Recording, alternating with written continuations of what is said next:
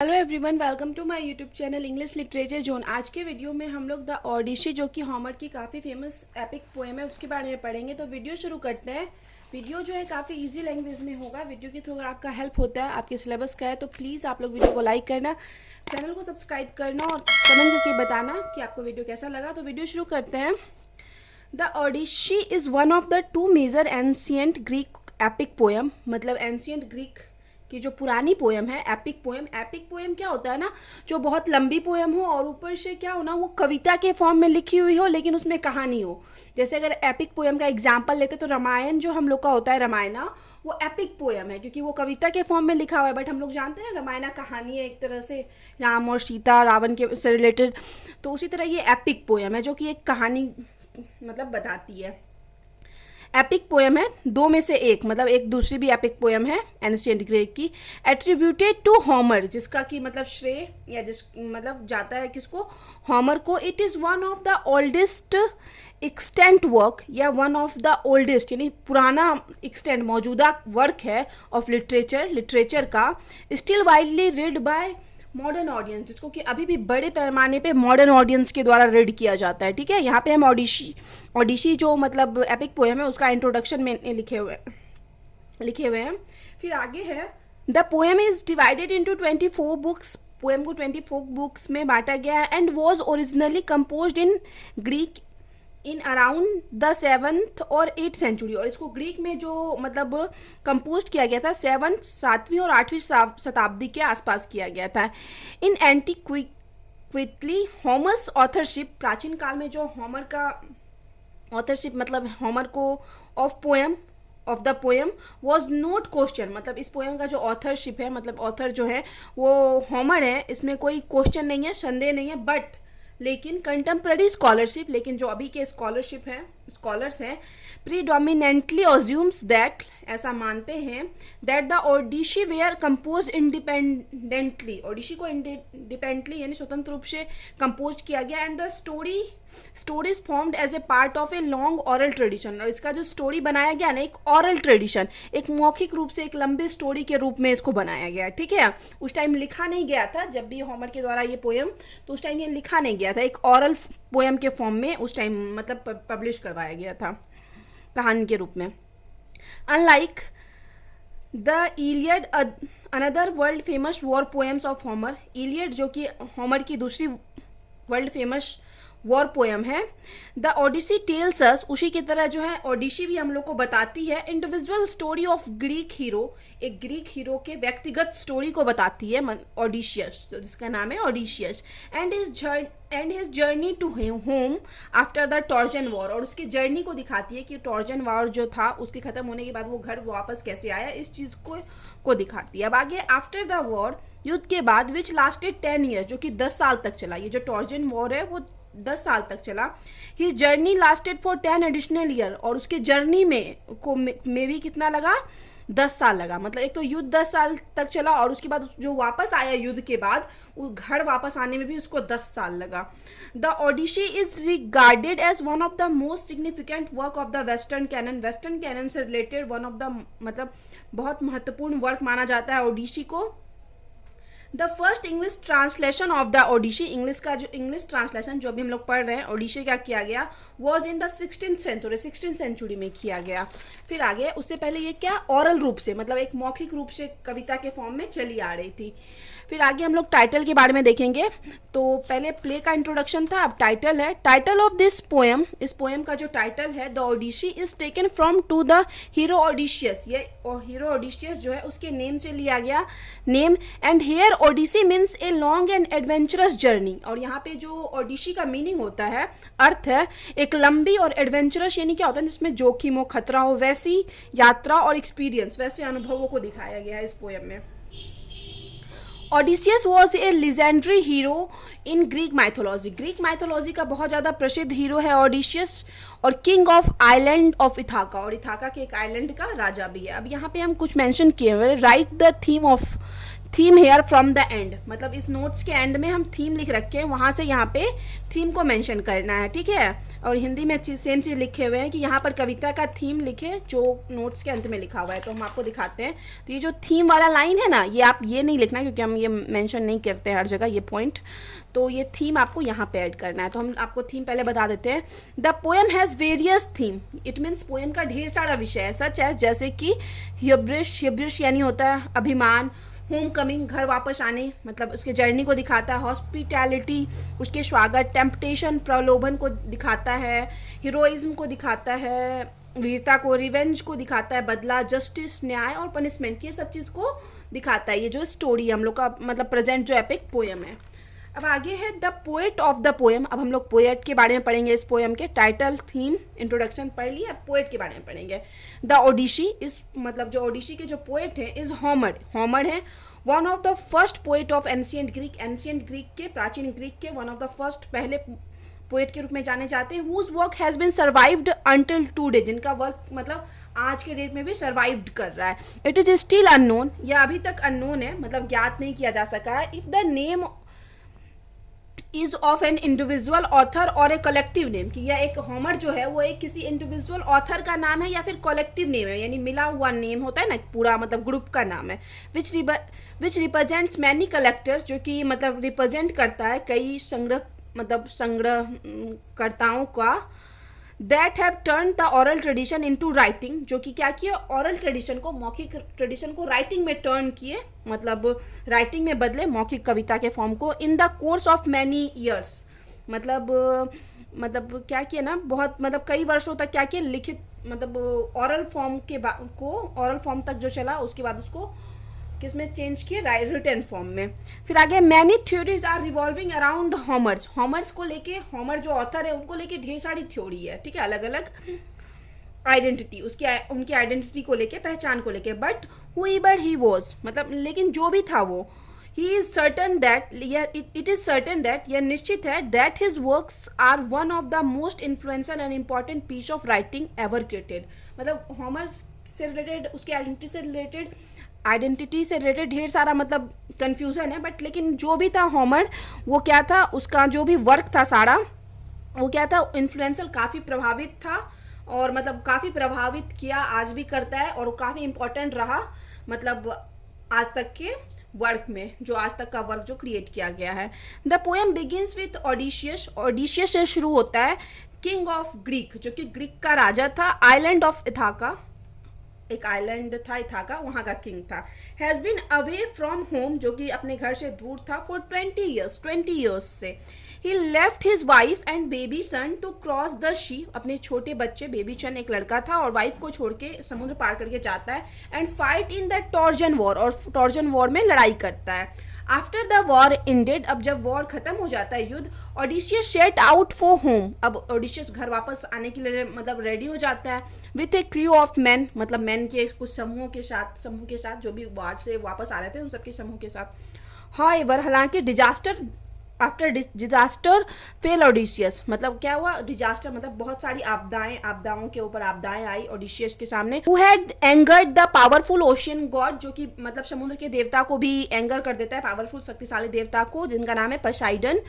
Monster and giant, राक्षस बहुत बड़े बड़े डरावने से खतरनाक से। Killed member of his crew, उसके मेंबर मतलब जो भी आदमी उनके साथ थे, मतलब जो भी मैन थे, सबको मार देते हैं। Other crew member died in A shipwreck, और शिप का जो मतलब दुर्घटना होता है उसमें भी बहुत सारे लोग मारे जाते हैं।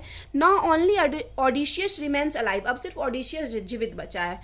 Stranded on the island of the nymph, और ये कहाँ फंस जाता है, एक निम्फ के आइलैंड में फंस जाता है, और उस जो निम्फ का नाम क्या है, कैलिप्सो नाम है। Who wishes to keep him, जो कि चाहती है उसको रखना, एज हर हस्बैंड, मतलब अपने हस्बैंड के रूप में रखना चाहती है। ओडिशियस इज माइजरेबल एंड होमसिक, ओडिशियस की स्थिति काफ़ी खराब है, लेकिन वो होमसिक मतलब घर जाने के लिए पूरा एकदम होता है ना, अंदर से चिढ़ पड़ा है कि हम उसको घर जाना है, काफ़ी टाइम हो गया ना, 10 साल तक युद्ध चला और फिर इन सब चीज़ में फंस के रह गया है, वहाँ अपनी वाइफ और बच्चे को छोड़ के आया था। इनकरेज्ड बाय द गॉड्स, मतलब जब गॉड के द्वारा इनकरेज किया जाता है किसको, कैलिप्सो को, agrees to let him go, वो मान जाती है कि चलो इसको जाने दो, and sends him on his way on a raft, और एक राफ्ट पे, एक राफ्ट यानी एक नाव होता है, उस एक नाव टाइप का राफ्ट देती है कि ये घर जा पाए। फिर आगे है पसाइडन व्रेक द राफ्ट। अब पसाइडन जो कि समुद्र का देवता ओडिशियस से गुस्सा था, वो क्या करता है, उस मतलब उस पे उस राफ्ट को भी डुबा देता है, मतलब दुर्घटना हो जाती है उस राफ्ट का भी। But Odysseus manages to swim, लेकिन ओडिशियस क्या करता है, मैनेज कर लेता है तैरना, टू शोर मतलब शोर तक यानी किनारा तक। And he find himself in the land of the friendly, और वो खुद को पाता है एक फ्रेंडली, एक किसी दोस्त के लैंड पे जिनका नाम है फेशियन के लैंड पे पाता है। Who offer to ferry him home to Ithaca, जो कि उसको एक नौका फेरी ऑफर करता है, नाव ऑफर करता है कि वो घर जा सके इथाका। मीनवाइल इन इथाका, और वहीं दूसरी तरफ इथाका में क्या हो रहा था, ओडिशियस फेथफुल वाइफ, ओडिशियस की जो फेथफुल वाइफ थी Penelope, is still waiting for husband, अभी तक अपने हस्बैंड का वेट कर रही थी, मतलब 20 साल गुजर गया है, टू रिटर्न, उसके वापस आने का। She does not wish to marry any of the many suitors, ढेर सारे लड़के थे उसके लिए, लेकिन वो किसी से शादी नहीं करना चाहती थी। Who are occupying her house, जो कि उसके घर को ऑक्यूपाई यानी क्या कर लेते, ग्रहण कर लेते हैं। अब इट मीन्स अब कहीं का भी राजा अगर मतलब 20 साल तक नहीं आएगा तो बहुत सारे आदमी चाहेंगे ना कि उसको अपने अंदर ले ले, तो उसी तरह बहुत सारे लड़के थे जो उसे शादी करना चाहते थे और उसके घर को भी एक तरह से अपने अंडर कर लिए थे। She feels unable to send the arrogant and unmannered suitors away, वो मतलब अनेबल, असहयोग फील कर रही थी उस अभिमानी और मतलब अनमैनर्ड यानी जिनके अंदर थोड़ा जानवरों वाला लक्षण हो वैसे लड़कों को दूर करने, मतलब नहीं कर पा रही थी, मतलब वहाँ से दूर नहीं कर पा रही थी। But she continues to stall in selecting one of them as her husband, लेकिन वो मतलब ये चीज़ कंफर्म करती है कि वो क्या करेगी, इनमें से ही किसी एक को सेलेक्ट करेगी अपने हस्बैंड के रूप में। एंड में 20 साल गुजर गया, बहुत ज़्यादा परेशान है लड़कों से, तो ये चीज़ कंफर्म करती है। हालांकि ये अभी भी ऐसा कुछ चाहती नहीं है कि किसी और से शादी करे। ओडिशियस सन, ओडिशियस का सन है एक जिसका नाम है टेलेमैक्स। टेलेमैक्स इज ए यंग मैन, अब टेलेमैक्स 20 साल हो गया ना, तो वो भी यंग हो गया, जवान हो गया। He too feels angry with the suitors, उसको भी बुरा लगता है इन लड़कों को देख के कि कैसे उसकी माँ के साथ बिहेव करते हैं। And wonders what has become of Odysseus, और सोचता है कि ओडिसियस के साथ क्या हुआ। Inspired by the goddess Athena, Athena एक गॉडेस है, देवी, उसे इंस्पायर्ड होके Telemachus undertakes a sea voyage to visit to king, वो मतलब डिसाइड करता है टेलेमैक्स कि वो कहाँ जाएगा, 2 राजा के पास जाएगा, मतलब जल यात्रा, जल समुद्र के द्वारा। Who fought along side ओडिशियस in the Trojan war, जो कि टॉर्जन वॉर में ओडिशियस की साइड से लड़े। इन होप्स, इस आशा में, that one of them might have news of his father, हो सकता है कि किसी एक के पास उसके फादर से रिलेटेड न्यूज हो, तो इस वजह से वो जाता है उन राजाओं के पास। वाइल टेलेमैक्स इज गोन, अब जब टेलेमैक्स गया हुआ रहता है, the suitors plot to ambush his returning ship and kill him, अब सूटर्स जो वहाँ लड़के थे जो शादी करना चाहते थे, हथियाना चाहते थे ओडिशियस के साम्राज्य को, उसकी वाइफ को, तो वो क्या सोचते हैं ना कि ये जो टेलेमैक्स जो है रिटर्न आएगा ना, तो उस पर प्रहार किया जाएगा छिपके और इसको मार दिया जाएगा, ऐसा ये लोग प्लान बना रहे हैं। हाउएवर, हालांकि टेलेमैक्स रिटर्न सेफली, टेलेमैक्स जो है सुरक्षा पूर्वक रिटर्न हो जाता है to Ithaca after learning that his father is still alive, जब उसको पता चल जाता है कि उसके पिता अभी भी जिंदा है। Instead of going back to the palace, वो पैलेस यानी महल जाने के अलावा Telemachus visits the hut of an swineherd, एक स्विन हर्ड यानी एक शुअर पालने वाला रहता है जिसका नाम है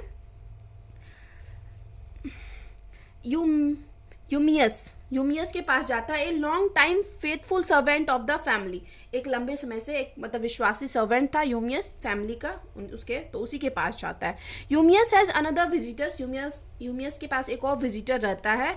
ए स्टोरी टेलिंग बेगर, एक मतलब स्टोरी टेलिंग कहानी सुनाने वाला beggar, who Telemachus learns in his father in disguise, जो उससे मतलब टेलीमैक्स को पता चल जाता है कि ये उसके पिता हैं जो कि अपना वेश बदल रखे हैं। After a joyful tearful reunion, मतलब एक खुशी और बहुत ज़्यादा आंसू मतलब मिलता है इतने दिन के बाद पिता से, तो बहुत ज़्यादा खुश भी होता है लेकिन रोना भी आता है। Father and son begins plotting the downfall of the suitors, अब ये दोनों फादर और सन मतलब एक योजना बनाते हैं कि कैसे उन सूटर्स जो हैं उनको वहाँ से हटाया जाए, जहाँ पे मतलब ये लोग पेनेलोप उसकी ओडिशियस की वाइफ को परेशान कर रहे हैं शादी के लिए। Odysseus, Eumaeus and Telemachus journey to the palace. अब ये लोग तीनों जाते हैं पैलेस की तरफ। They are in beggar costume, वे सभी बेगर के कॉस्ट्यूम में होते हैं, भिखारी के। ओडिशियस बेग्स फॉर फूड, ओडिशियस अब भिखारी बन के वहाँ फूड मांगता है, भोजन। फ्रॉम द सूटर्स, उन कुवारों से, who abuses and threaten him, जो कि उसको गाली देते हैं और डराते भी हैं। He does not immediately retaliate, मतलब खुद मतलब तुरंत वो मतलब ऐसा नहीं करता कि तुरंत आक्रमण कर देता है। नॉर रिवील हिज आइडेंटिटी, ना ही अपना तुरंत आइडेंटिटी बताता है। टू पेनेलॉप, पेनेलॉप को भी। Who has come up with a test, जो कि एक टेस्ट एक मतलब के साथ आती है, एक परीक्षा के साथ। By which she will select her future husband, जिससे कि वो अपना फ्यूचर हस्बैंड सेलेक्ट करेगी। सी प्रोमिसेस, वो वादा करती है, that she will marry whoever, वह उससे शादी कर लेगी जो कैन स्ट्रिंग ओडिसियस ग्रेट बो, जो कि ओडिसियस के ग्रेट बो पे डोरी चढ़ा देगा। And shoot an arrow through a row of axes, एक रो में, एक पंक्ति में, एक मतलब कुल्हाड़ियों की पंक्ति के बीच से जो मतलब एक एरो मतलब तीर का निशाना लगा पाएगा, तो उसी से शादी करेगी। ये पेनेलोप डिसाइड करती है। None of the suitors prove able to accomplish his feat, अब जो भी वो मतलब रखी थी शर्त, उसको कोई सूटर्स, कोई लड़का कंप्लीट नहीं कर पाया। But Odysseus accomplishes the task is, लेकिन ओडिशियस बहुत आसानी से, भिखारी के फॉर्म में ही था लेकिन बड़े आराम से ये चीज़ कर लिया। ये फाइनली अनाउंसेस हिज आइडेंटिटी, और एंड में वो कंफर्म अपनी आइडेंटिटी बताता है फाइनली।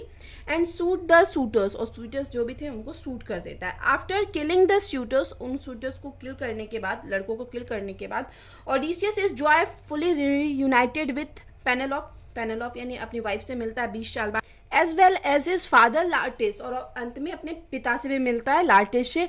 दस इस प्रकार थ्रू दिस पोएम, इस पोएम के जरिए होमर टेल्स अस, होमर हमें बताते हैं अबाउट ए ग्रीक वॉरियर, एक वॉरियर, ग्रीक महान योद्धा के बारे में बताते हैं, ग्रीक के महान वॉरियर के बारे में बताते हैं, ओडिशियस के बारे में, ओडिशियस करेज, उसके साहस के बारे में। And how he does not give up on any situation, कैसे वो किसी भी सिचुएशन में गिव अप नहीं किया, कैसे 10 साल तक युद्ध लड़ा, उसके बाद मतलब कैसे पानी में मतलब फंस गया, मतलब समुद्र के देवता से लड़ा, वहाँ पड़ी के बीच में फंस गया, तो इन सब चीज़ से हार नहीं माना। ही फाइट अगेंस्ट इट फॉर्मली, और बल्कि उसका क्या किया, सामना किया एकदम दृढ़ता से। फिर आगे है बी स्ट्रॉन्ग, इट मीन्स मजबूत रहो। सेथ माई हर्ट, मेरा दिल कहता है, आई एम ए सोल्जर, मैं एक सैनिक हूँ। I have seen worse sight than this, और मैं इससे भी बुरा भी दृश्य देख चुका हूँ। जब भी वो कभी कमजोर पड़ता था या बहुत सारी प्रॉब्लम्स उसके सामने आती थी, तो ये बोलता था वो, कौन, ओडिशियस। This quotes describe the courage of ओडिशियस, और यही कोट्स जो है ना ओडिशियस के करेज को डिस्क्राइब करता है। तो यहाँ पे ये नोट्स खत्म हो गया। यहाँ पे जो हम बताए थे कि थीम लिखना है, वही थीम मेंशन किए हुए हैं। तो इस प्रकार वीडियो खत्म होता है। आपको वीडियो अच्छा लगा, आपके लिए हेल्पफुल है, तो प्लीज़ आप लोग वीडियो को लाइक करना, चैनल को सब्सक्राइब करना और कमेंट करके बताना वीडियो को कैसा लगा। मिलते हैं नेक्स्ट वीडियो में नेक्स्ट टॉपिक के साथ।